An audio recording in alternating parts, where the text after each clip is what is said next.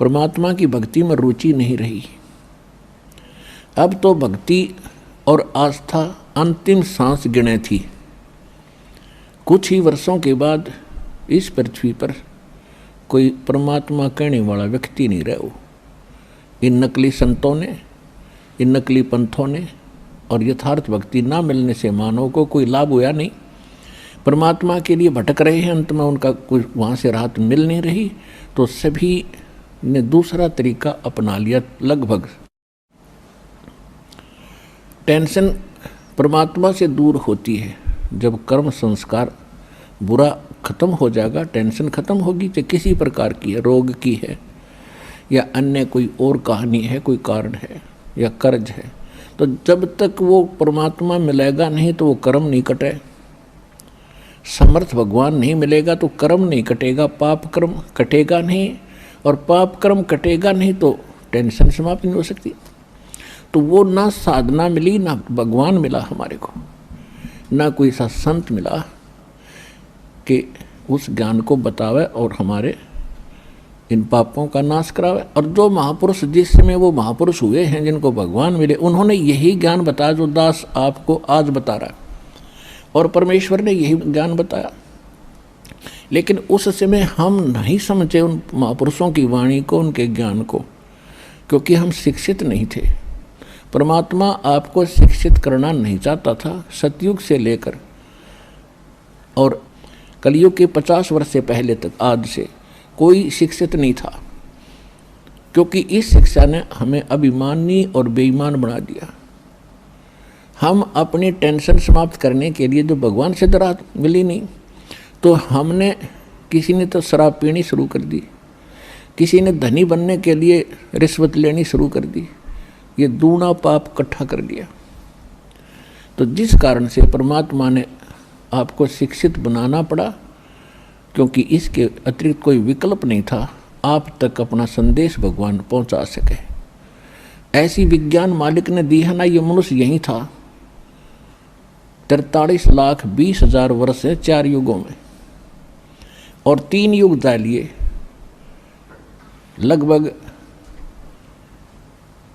लगभग 40 लाख 39 लाख वर्ष जा चुके एक चतुर्युगी के। तो अभी तक हम शिक्षित नहीं हुए, क्योंकि परमात्मा नहीं बनाना चाहता था आपको बेईमान, अहंकारी, अभिमानी। और ना उससे पहले कोई इसी विज्ञान बना सका जो आज बन रहे हैं। कंप्यूटर हैं, इंटरनेट सिस्टम बना दिया, मोबाइल बनवा दिए अपने बच्चों के लिए। अब ये 10 वर्ष से उरे उरे डूडा उठाया परमात्मा ने। ये गॉड गिवन बुद्धि है या किसी मनुष्य की खोज नहीं है, और परमात्मा ने इसलिए दिया कि सब बच्चे मेरे इस ज्ञान को रह रह कर देखेंगे, प्रमाणों को मिलाएंगे,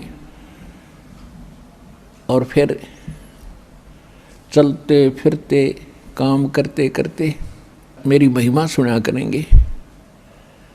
क्योंकि हम बिजी घने हो गए, बहुत हम व्यस्त हो गए। काम तो बहुत कम हो गया, क्योंकि मशीन से सब काम हो रहा है, और फिर भी हम व्यस्त इतने हैं, समय नहीं किसी के पास भगवान की 2 घड़ी भक्ति करने का। इस विज्ञान ने चक्कर काट दिया, इस माया की हवस बढ़ गई हमारे अंदर। तो इस ज्ञान से इस माया के जोड़ने की हवस कम होगी और भक्ति की हवस जागेगी, और तब ये आत्मा परमात्मा की भक्ति में दृढ़ता से लगेगी। तो उसके लिए भगवान ने ये समय सेलेक्ट किया, और वो सच्चा ज्ञान, सच्ची भक्ति, यथार्थ भक्ति विधि आज इस दास को उपलब्ध कराई। और साथ के साथ अभी सन 1994 में दास को आदेश हुआ था दीक्षा देने का। अब उसके तुरंत बाद ही 5-7 वर्षों के बाद ही ये टीवी चैनल बन गए और इनकी बाढ़ सी आ गई। तो काल ने अपना दाव खेला कि इन सभी टीवी चैनलों पर अपने दूतों से नकली ज्ञान प्रचार करना शुरू करवा दिया। और फिर जब हमारा नंबर आया सन 2003 में, हमने कोशिश की थी आस्था चैनल पर 3-4 महीने चला था। यदि उस समय ये ज्ञान 6 महीने और चल जाता, सारी उथल पुथल हो जाती, सारा विश्व जाग जाता। तो इन नकली संतों को, इन नकली आचार्यों और शंकराचार्यों को चिंता बन गई कि अगर ये ज्ञान जनता तक पहुंच गया तुम्हारी छुट्टी। तो इससे सिद्ध है कि ये लोग भगवान नहीं चाहते, न कल्याण चाहते किसी का, केवल स्वार्थ चाहते थे। तो वो एकदम हमारा बंद करवा दिया। कोई बात नहीं। उसके बाद ऐसा कांड करवाया, क्रोथा कांड, झूठ बोल के झूठा बदनाम किया। रामपाल निंदा करता है, वहाँ ऐसा होता है वैसा होता है। उनका उद्देश्य ये था कि इसको मिटा दे और तुम्हारी पोल ना पाट जाए और जनता का कल्याण ना हो जाए। उनका उद्देश्य यही है। लेकिन उस परमात्मा का वचन है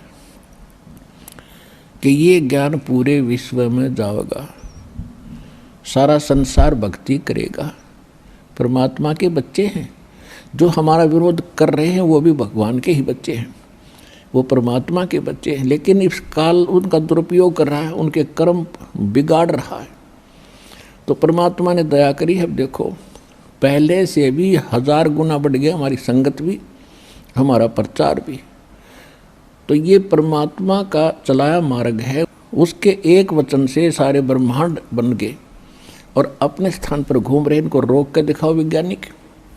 इसी प्रकार ये परमात्मा का वचन है, उसके वचन से ये ज्ञान पूरे विश्व में जाएगा और 2 दिन आगे पीछे सबको मानना पड़ेगा, क्योंकि बहुत दिन देख लिए परमात्मा ने अपने बच्चों को तड़फते भुगतते।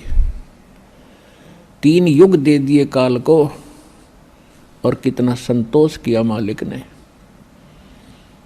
किसी का बालक दुखी हो, माता पिता को चैन नहीं होती। अब उनको मालूम था ये दुखी हैं। सतयुग त्रेता द्वापर में भी दुखी थे, लेकिन इतने नहीं थे जितने कलयुग में हो गए। तो इस कलयुग में यहाँ तक आना था आपको लेकर के, और अब आपको वो ज्ञान देना है। अपनी शरण में पूरे विश्व को मालिक ने लेना है और आपका कल्याण होगा, पूरे विश्व का कल्याण होगा। ये परमात्मा का वचन है। अब विश्व में कोई जीव सुखी नहीं है आज के दिन, और जो साधना वो करते थे वो भी फेल हो ली, क्योंकि वो करते करते दुख आ गया आप पे, तो वो साधना ठीक नहीं। भगवान की भक्ति से दुखी व्यक्ति सुखी होता है, और करते करते दुख हो रहे, कैर टूट गए, तो वो भक्ति नहीं है, साधना नहीं है, और वो भगवान नहीं है जिसकी आप साधना करते थे। तो अब परमात्मा ने वो रजा बख्शी है कि यथार्थ ज्ञान इस दास को दिया है, और सन 1994 से लेकर आज तक लगभग 20 वर्ष हो गए हैं। तो यही ज्ञान प्रारंभ से दास कहता आ रहा है, और सन 2000 के बाद सदग्रंथों को देखा है दास ने 2001 में। तो उस समय सदग्रंथों में देखा तो जो ज्ञान पहले दास बताता आ रहा था और जो मंत्र नाम पहले से दे रहा था, वो इन सदग्रंथों में जो के तो मिले। तो और उमंग और खुशी का ठिकाना नहीं रहा कि परमात्मा इन सदग्रंथों से अगर आपका ज्ञान मेल खा गया तो आपके बच्चे आपको पहचान सकेंगे। अन्यथा यदि हम ज्ञान सुनाते रहेंगे कबीर साहिब की केवल वाणी लेकर के या इन महापुरुषों की वाणी लेकर के, ये भगत आपको दृढ़ता से नहीं मान पाओगे। फिर ऐसा ज्ञान दिखाया दाता ने, सारे वेद गवाह, सारे सदग्रंथ परमात्मा बता रहे हैं Kabir is God, Kabir is God. कौन कबीर? वो धानक कबीर, दुल्हा कबीर, जो काशी के अंदर 120 वर्ष रहे, अपना ज्ञान प्रचार भी करते थे, सारे ब्रह्मांडों का संचालन उस झोंपड़ी में बैठकर करते थे और हमें ज्ञान भी देते थे। वो प्रत्येक युग में ऐसी लीला करते ही करते। तो अब परमात्मा ने इस काल से कहा था प्रथम सतयुग के अंदर जब परमेश्वर ने देखा कि सब जीव दुखी हो गए, हाहाकार मचा है, हम जब से इसके काल के लोक में आए हैं, हम उस सुख को भूल नहीं पा रहे जो हम छोड़ कर आए थे। लेकिन हमें वो पता नहीं वो है कहाँ। इसने इतनी भूल डाल दी कि वो है कहाँ। वो सुख हम यही खोज रहे हैं, इस नमक की बोरी में, इस नमक की मंडी में हम बूरा का टेस्ट खोज रहे हैं। और बूरा और नमक की एक जैसी शक्ल होती है, देखने में एक जैसा होता है, लेकिन उसके टेस्ट में दिन और रात का अंतर होता है। तो ये काल भी भगवान है यहाँ का। यहाँ की व्यवस्था हम देखते हैं, जैसे दिन रात बन रहे हैं, शीतल हवा चल रही है, फलदार वृक्ष हैं और ज़मीन में पानी, बड़ा सुंदर जल है, मीठा है। ये सुविधाएं और देखते हैं हम तो हमें लगता है कि ये बिल्कुल भगवान है जिसने हमारी इतनी चिंता है, कितने अच्छे फल फ्रूट दे रखे हैं, अपने आप उगे हैं ये। तो ये है नमक की बोरी का टेस्ट, यहाँ की जो सुख हमें दिखाई देते हैं। और जब हम सतलोक के उस व्यवस्था को देखेंगे, वहाँ के सब फल और उनकी टेस्ट को देखेंगे, तो ये नमक जैसा लगेगा हमारे को। तो ये सुख वहाँ है जिसको हम खोज रहे हैं। दूसरा सुख वहाँ क्या है? वहाँ जरा और मरण नहीं है। जरा माने वृद्धावस्था और मरण मीन मृत्यु। वहाँ जन्म और मृत्यु, बुढ़ापा और मृत्यु नहीं है। एक बार जन्म अवश्य होगा वहाँ जा कर के आपका, यानी जैसे यहाँ हुआ है ऐसे वहाँ भी होगा, और फिर आपका परिवार बनता चला जाएगा। अब जैसे कैसे अच्छे लगते हैं माता पिता, भाई बहन, रिलेटिव, नाती पोते पोती, दोता दोती, और कितने अच्छे लगते हैं, कितना प्यार है आपका। और फिर आप इनमें नहीं रह सकते, और ये भी कभी आपको छोड़ सकते हैं। काल का ना जाने कब किस पर अटैक हो जा, फिर हम रोते हैं, टक्कर मारते हैं। इतनी प्यारी वस्तु फिर दोबारा देखने को नहीं मिलती, और फिर उनको रोते रोते हम भी मर जाते हैं कभी। तो ये जो दुख है, ये आपको उसकी सतलोक के सुख को दृढ़ करेगा, और यहाँ से मन हटेगा। और इसका तरीका बताया है कि आप अपने सभी रिश्तेदारों को, और नहीं तो कम से कम अपने पूरे परिवार को परमात्मा की भक्ति में लगा दो। यहाँ तो एक बार सबने जाना है, ये तो अंडरस्टूड है, ये तो ना भी मानने वाली बात ना है कि हम नहीं मरेंगे। ये दूसरी बात है, भी नहीं मरेंगे पर कभी तो मरेंगे। तो ये स्थान अपना नहीं है। आज जिस संपत्ति को हम अपना मान रहे, हमारी मृत्यु होगी तो दोबारा उसमें हिस्सा हमारा नहीं है। ना जाने कौन से कंट्री में जाकर हमारा जन्म होगा। तो ये यहाँ की वस्तु अपनी कोई नहीं है, ये अस्थायी, ये आपका सटे है, अस्थायी निवास है। और इसको आप स्थायी बनाने की कुचेष्टा करते करते युग बीत गए, असंख्य युग बीत गए। मरते हैं, फिर सोचते हैं कोठी बनाएंगे, बंगले बनाएंगे, ठाठ से रहेंगे, इतने मृत्यु हो जाती है। ये हमारी भूल ही है, बाकी फिर उसी स्पीड से लगे हुए। तो यहाँ से हटने के लिए इस ज्ञान को आश्रय बनाना पड़ेगा, अपने आधार बनाना पड़ेगा। और उसके बाद फिर इस भक्ति करो। जब तक आप रहोगे, भक्ति करोगे, तो आपके जो प्रिय सदस्य हैं परिवार के, उनकी भी सुरक्षा भगवान करेगा। जब तक यहाँ रहोगे तब तक दुख दूर हुआ, और जाओगे जब आराम से जाओगे, भक्ति करने वाले की मृत्यु ऐसे होगी कि आपको पता भी नहीं लगेगा। ऐसे जाओगे पटदेसी, और आप बैठे पाओगे सतलोक में, परमात्मा के साथ घूम रहे होगे। एक भक्तिहीन प्राणी और दूसरी भक्ति करने वाला भुगत कर मरता है, तड़प कर मरता है, या कोई अचानक हार्ट अटैक होकर मर जाता है, तो शोक में नहीं है। उसके यम के दूत दिखाई देते हैं, वो एकदम फटते शरीर छोड़कर भाग जाता है और उसको हार्ट अटैक कह देता है। गति तो बंद होएगी जब जीव निकल गया उसके अंदर से, तो फिर उसकी दुर्गति और घनी होती है आगे चल के। लेकिन परमात्मा के भक्तों का वो संकट भी टलेगा, आपके बच्चे भी सुखी रहेंगे, आपका परिवार यहाँ भी पीड़ा से बचेगा। लेकिन भक्ति करनी पड़ेगी और मर्यादा में रहना पड़ेगा, फिर आप सतलोक जाओगे। सब बच्चे भक्ति करने वाले धीरे धीरे सारे वहीं, क्योंकि वो ज्ञान ऐसा घर कर जाएगा प्रत्येक प्राणी के, बच्चे के, प्रत्येक सदस्य के, कि यहाँ तो अपना है ही नहीं। और एक ध्यान रखे, कोई प्राणी मर रहा हो सदस्य घर का, यानी शरीर छोड़ रहा हो भक्त, उसको याद दिलावे कि यहाँ संसार की इस किसी भी वस्तु में आस्था मत रखिए, नहीं तो लटक जाएगा फिर वापस। गुरुजी ने जो ज्ञान बताया है वहाँ सतलोक है, वहाँ सुरती लगा, आप भी चलो और हम भी आ रहे हैं, फिर हम कौन से सदा रहेंगे। तो उस समय उसका यहाँ से मन हटावे। अब पहले क्या करते थे, जब वो मरने लगता उसे पूछते तुझे कौन याद आता है, वो कभी कहता मुझे फलाना पोता याद आता, उसके दर्शन करा दो फिर मरूंगा। वो पोता ने बुला लेते हैं, फिर वो मर जाता है। यानी वो आस्था फिर वहीं रहेगी, वापस वहीं आकर उस पोते का मनमाना भैंस बन कर खड़ा हो जा, या कुत्ता बनकर गली में आकर बैठ जाएगा उस पोते के, और पोता मारेगा सिर में लठ फिर। तो ये बात आपने याद रखनी पड़ेगी।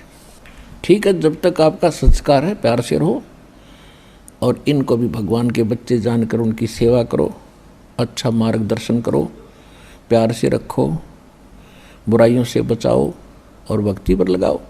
ये आपका परम कर्तव्य बनता है। अब जो प्रसंग चल रहा है कि काल भगवान ने परमात्मा से एक वचन लिया था। परमात्मा ने जब देखा कि यहाँ जीव गणे दुखी हो गए, किसी की टांग कट रही है, किसी की माँ मर गई, किसी का पिता मर गया, कोई किसी कष्ट से दुखी है, कोई किसी कष्ट से दुखी है, कोई गधा बन गया, कोई कुत्ता बना दिया। ये परमात्मा को आपकी जो पुकार वहाँ मालिक के चरणों में पहुँची, हाहाकार मची। अब जैसे हम भी बेसिक श्री विष्णु जी के पुजारी था ये दास, श्री कृष्ण राम का और हनुमान जी का, और फिर भी लास्ट में न्यू कहा करते, कोई आपत्ति आ जाती, हे सच्चे भगवान, हे सच्चे मालिक। यानी इनसे हटकर वृत्ति कहीं और जाती थी सच्चे मालिक पर। हम उसको अब पता चला ये सत साहिब जिसे कहते हैं यही है वो सच्चा मालिक, यानी रियल गॉड, वास्तव में परमात्मा। अब पता चला वो सच्चा मालिक कौन है, और वही सब दुख निवारण करने वाला है। तो उस सच्चे मालिक ने हमारी पुकार सुनी। तो परमात्मा प्रथम बार जब इस काल की सृष्टि में आए, तब इस काल भगवान ने परमात्मा से विवाद किया था, क्योंकि परमेश्वर अपने पुत्र जोगजीत के रूप में थे। तो उसने, काल ने ये सोचा कि ये जोगजीत आया है तो परमात्मा का कोई संदेश लाया होगा। ये यहाँ का जो भगवान है परमेश्वर से बहुत डरता है, कबीर भगवान से, उस सच्चे मालिक से। जैसे गरीबदास साहिब जी ने अपनी वाणी में कहा है कि काल डरे करतार से, जय जय जय जगदीश, और जोरा जोड़ी झाड़ता पग रद डारे शीस। तो ये उस परमात्मा से बहुत डरता है। अब उसको ये पता लगा कि जोगजीत मेरे लोक में आया है तो कोई बात विशेष है। तो उसने पहले कारण पूछा कि जोगजीत, आपने मुझे वहाँ से निकाला था, आप सृष्टि रचना में पढ़ते हो, परमात्मा ने जोगजीत के रूप में आकर इसको वहाँ से 21 ब्रह्मांड सहित अपने सतलोक से निष्कासित किया था। तो इस कारण से उसने इस बात से दुख हुआ कि तू मेरे लोक में क्यों आया, जब तूने अपने लोक से हमें भगा दिया था अब तू मेरे लोक में कैसे आया? ये तो मैंने तप करके ले रखा, तेरा इसमें कोई रोल नहीं। इस चीज से बहुत दुखी हुआ वो। कौन? काल। फिर उसने सोचा कि ये कोई संदेश लाया होगा, पहले वो पूछ लेता हूं, फिर इसके साथ मैं युद्ध करूंगा, इसको पीटूंगा। तो परमात्मा जोगजीत रूप में खड़े थे, उन्होंने कहा कि सुन ले काल, परमात्मा का संदेश सुन ले तू। आपने ऐसा जुल्म कर दिया है, परमात्मा की आत्माओं का क्या हाल कर रखा है, हाहाकार मचा रखी, समय पर इनको टूक नहीं, और कैसी इनकी स्थिति कर रखी है, ना कोई इनकी सुरक्षा है, कोई किसी की माता मर गई, किसी का पिता मर रहा है, कोई पशु बना दिया, कोई कुत्ता बना रखा। ये हालत भगवान से देखी नहीं गई, इसलिए मैं आया हूँ और सुन ले उसका संदेश। मैं नीचे जाऊँगा सारे ब्रह्मांडों के अंदर और तेरी पोल खोल लूँगा, तेरा पर्दा फांस करूँगा। तू भगवान नहीं है, ये काल है, ये तुम्हें खाने के लिए यहाँ रोके हुए हैं, और सारी तेरी कहानी बताऊँगा, परमात्मा की सच्ची कथा सुनाकर, सृष्टि रचना सुनाकर के उनको दृढ़ता फैलाऊँगा, और सच्चा नाम मेरे पास है, परमात्मा ने दिया है, वो नाम सुनाऊँगा। उसके भक्ति करके वो सीधे वापस वहाँ चले जाएंगे जहाँ से वो आए थे। अब इस बात को सुन के उस ज्योति निरंजन काल के को बड़ा दुख हुआ और इतना गुस्सा आ गया कि इस जोगजीत ने अभी ख़त्म कर दूं, नहीं हो तो मेरा नाश करेगा, उजाड़ देगा मेरे को। यदि नीचे के प्राणियों को परमात्मा का ज्ञान हो गया तो सब भाग जाएंगे और तू यहाँ अकेला रह जाएगा और तेरा बाग उजड़ जाएगा, तेरी खेती खत्म हो जाएगी। ये तो हमने खेती बना के पाल रहा है, सत्कर मान लियो आपको। ये कोई दास की अपनी मन गढ़ंत कहानी नहीं है, ये गॉड गिवन स्पिरिचुअल नॉलेज है। खुद परमात्मा ने आके बताया है कि तुम यहाँ जन्म मृत्यु में क्यों दुखी हो, कि इसको 1 लाख मानव शरीरधारी प्राणी नथ खाने पड़ते हैं,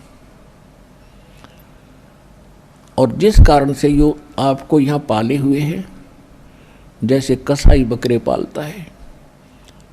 पुण्यात्माओं, जिस दिन आपका यह भांग उतर जाएगी ना, इस यहाँ का नशा उतर जाएगा इस काल का, ये झूठे व्यवस्थाओं को आप देख करके भूले फिरते हो, कोई मंत्री बन गया, कोई महामंत्री बन गया और भटक रहे हैं, सारा दिन इस खिलौनों से खेल कर जीवन नाश कर जाते। आज तो महामंत्री बन गया, प्रधानमंत्री बन गया, सारी पृथ्वी का पति बन गया, अगले जन्म में क्या होगा? गधा बनेगा। वह कहाँ जाएगी तेरी प्रभुता? तो परमात्मा ने अपने बच्चों का अगला दुख दिखाई दे है, और हमें ज्ञान हो गया, हमें भी इनका अगला नेक्स्ट कदम दिखाई देता है, कुएं में गिरेंगे जाते ही। तो हम चाहते हैं इनको, इनके हाथ पकड़ लें, कुएं में ना गिरने दें, इनको सत भक्ति और सत्ज्ञान बता के यथार्थ भक्ति और यथार्थ कमाई या भक्ति की इधर रुचि पैदा करें। ये हमारा कर्तव्य बन गया भगवान के आदेशानुसार। तो इस काल ने आपको ऐसे पाल रखा जैसे कसाई बकरे पालता है। अब आप देखते हो कसाई के बकरों को, बकरे और बकरी नर मादा दोनों इकट्ठे छोड़ देता है, एक बड़ा हा तरागाह बना देता है, खेत घास फूस झाड़वों जड़ों वाला, और उसके चारों तरफ बाड़ लगा देता है, एक शेड बनाता है, एक झोंपड़ी उनके लिए गर्मी सर्दी से बचाने के लिए, और एक सरोवर बना देता है, तालाब वहाँ पर उनके पानी पीने के लिए, वहाँ चरते हैं, पानी पीते हैं, गर्मी सर्दी से बचने के लिए वृक्षों के नीचे या शेड के नीचे आ जाते हैं। और वो कसाई जब जाता है उन बकरों के पास तो ये समझते हैं, या कसाई के नौकर जाते हैं तो वो ये भोली प्राणी ये समझते हैं कि बड़े दयालु हैं, सारे हमारी कितनी केयर टेक करते हैं, कितनी देखभाल कर रहे हैं और कैसी सुविधा दे रखी है, तो वो बहुत नेक स्वामी नजर आते हैं। लेकिन जब उसको ज़रूरत पड़ती है कसाई को, वो निकलवा लेता है, 10 चाहिए 20 चाहिए उनमें तो, उसमें ना देखता किसी का बेटा आ रहा है, किसी की माँ आ गई है, या पूरा परिवार ही क्यों ना आ गया हो, बेशक आ जाओ। कसाई किसे कहते हैं? तो पुण्यात्माओं, जब कभी कभी वो कसाई या उसके नौकर जब उन बकरों में जाते हैं, बकरियों में, तो वो उनको अच्छा आदमी समझ कर उनसे प्यार करते हैं, उनकी तरफ भाग कर जाते हैं, उनसे प्यार करते हैं, ऊपर को पैर उठा के सीने से लगाना चाहते हैं और उसके हाथ को चाटते हैं। वो देख रहा है ऐसे हाथ लगा के, वो कसाई देख रहा है कि किसमें कितना मांस हो गया, कौनसे में कितना है, पहला किसकी टिकट काटूं। और वो चाटते हैं, स्वामी अच्छा मालिक मानकर उसे प्यार देते हैं। तो परमात्मा बताते हैं कि आप इन सुविधाओं को देखकर ये मान बैठे हो कि भगवान बड़ा दयालु है, और फिर कर के कर तोल देता है। किसी का परिवार नष्ट हो गया, कितना महामारी आ गई, कितना फ्लड आ गया,